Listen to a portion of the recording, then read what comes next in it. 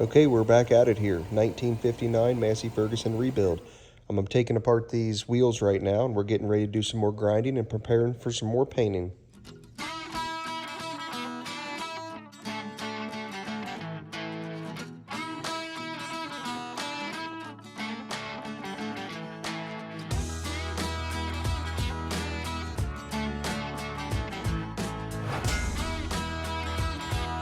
All right, we're trying to get off the rust and the flaky paint here on this tractor so we can put a paint job on it.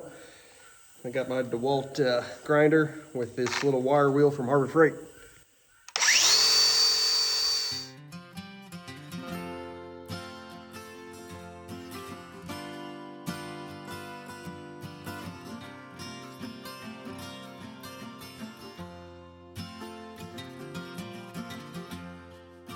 Okay, we got the tractor pulled back out here.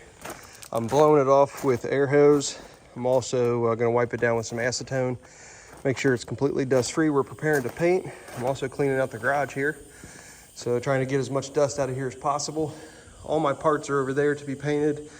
I need to wipe everything down with acetone yet. I went ahead and put a filler primer on this. Got a lot of weird little holes and stuff. I don't think it's going to fill it all the way, but this is just a tractor. So I'm not trying to go overboard with it. So let's get this shop clean so we can start painting.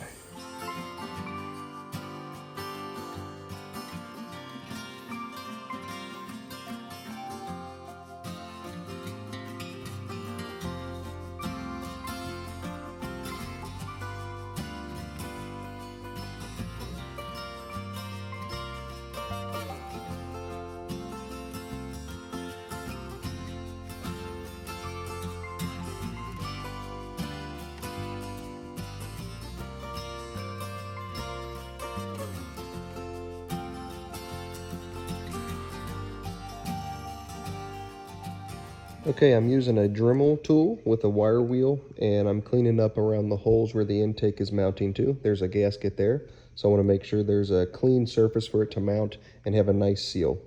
And as you can see here, I am putting on the manifold that has already been primed with a temperature rated paint. Over here at the barn tonight, I had to lock up the chickens, wanted to show the finished product of these wheels. So we went ahead and painted them that French silver color. And for them being pretty rusty, they didn't turn out so bad. So I'm pretty happy with them. It seems pretty solid too. So, and it's not sticky at all. I mean, it seemed like it hardened up very well. So the insides will be yellow like the rest of the tractor, but the outer rims were this silver color. So you can see some deep rust here. Adds a little character, not too bad. I think they turned out nice. So if you remember in the last video, I showed how the wheels, the bearings were shot. And right here, I'm repacking the bearings. I've got an all new bearing set. The only thing that didn't work out too well for me was the seal. The back seal was actually not the correct size. So I actually was able to reuse the old one just fine, and it should keep out all the dust, no problem.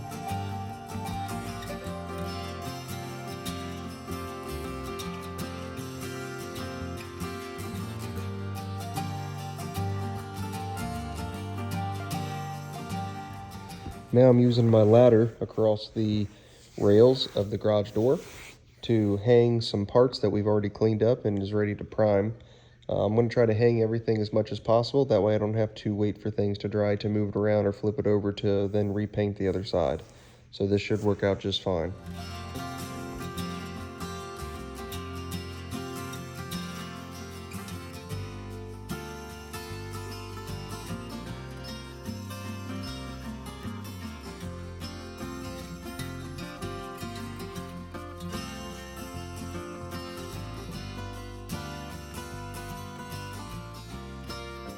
Here's the update. So I bought some primer from, I think it was AutoZone, and somehow the primer actually separated, and I mixed it, did the best I could. It was still super thin. I ended up going through that primer very quickly. So I ended up pulling out some rattle cans and got most of the tractor done. It was the same primer, but it was just in a rattle can. Obviously that's way more expensive, but I kind of got screwed on the primer that I bought in the quart. So Courtney said she might run out for me tonight to pick up some more. That way I could finish this later on tonight and then possibly paint it in a couple of days. Got some parts over here painted. The ones hanging, I believe, are all finished. I still have a few on the ground. Pretty much everything on the ground needs another coat. I need to flip those over.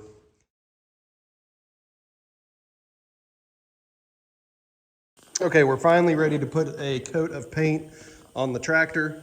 I'm kind of rushing this just a little bit. The temperatures are going to be dropping soon. Right now it is the perfect temperature to paint. We had do family pictures today, so I'm out here now getting ready. So I'm using this Nason product.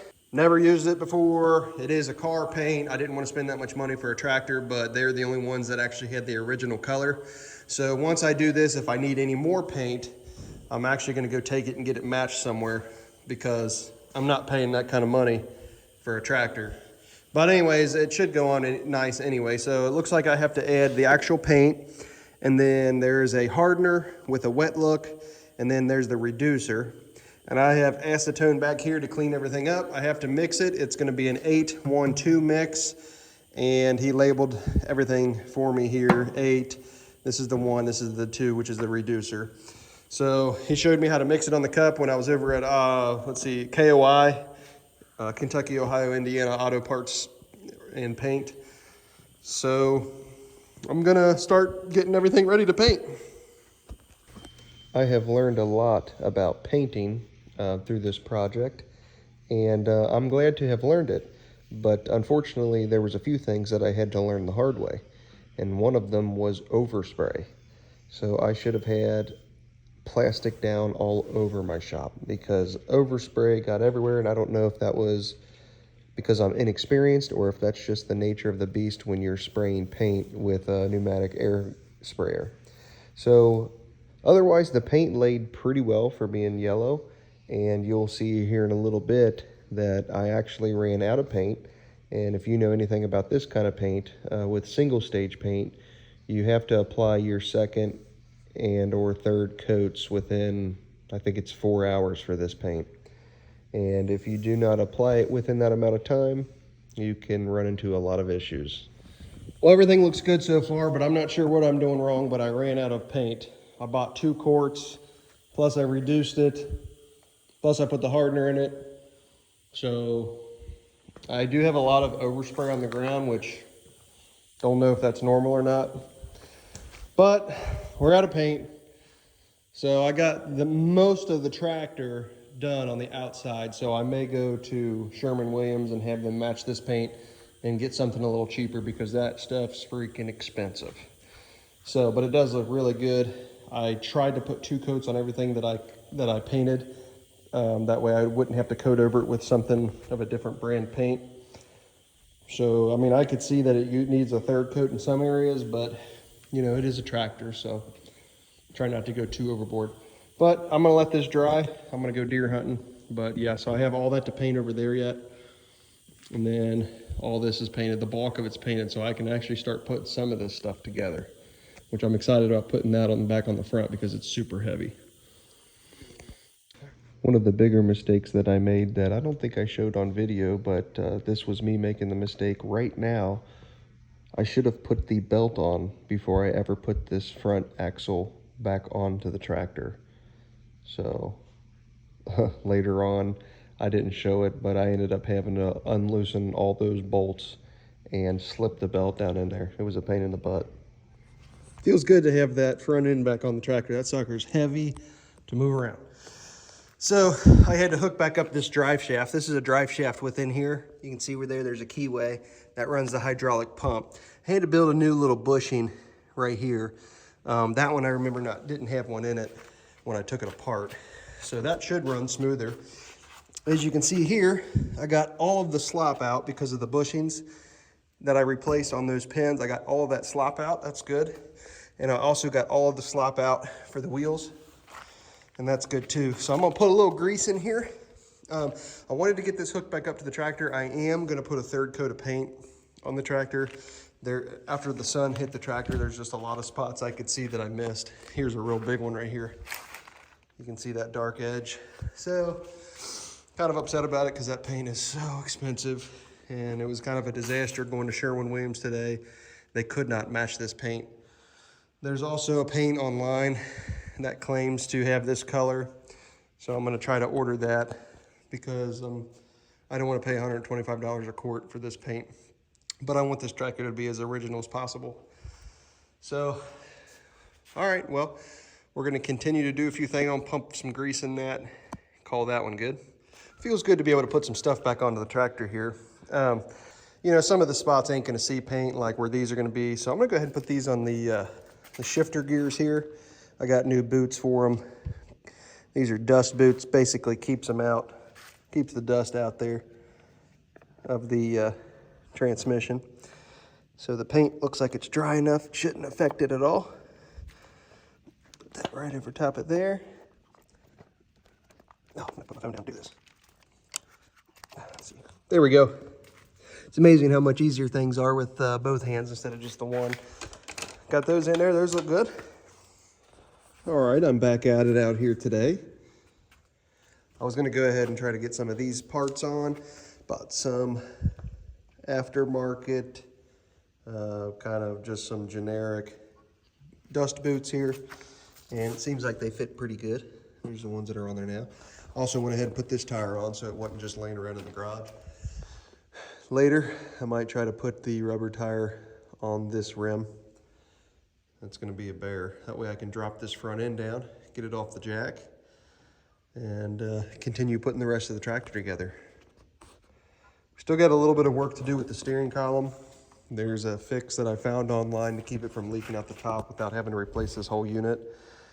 We have to drill and tap a hole here and then run a hydraulic hose from here down to the return line, which I believe is right here. So we're going to take care of that as well.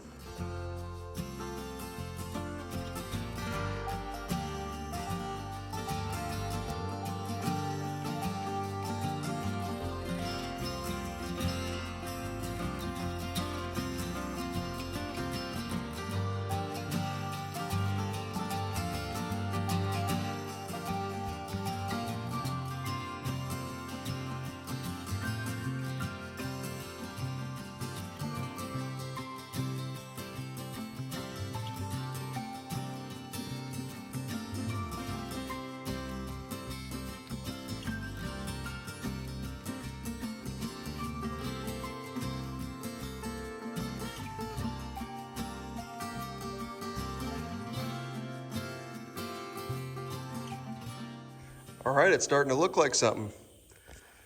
It's not too bad. I gotta touch up a few paint spots that I chipped, but you can really see the overspray once I moved all the plastic. Hopefully this comes up. Looks like I'm able to rub it off there. So that'll probably come out. No big deal. All right, I got the chair on. Got the wheels on in the front. Everything's starting to look pretty good. That's pretty much it for this video. As you can see, I'm putting the rims together.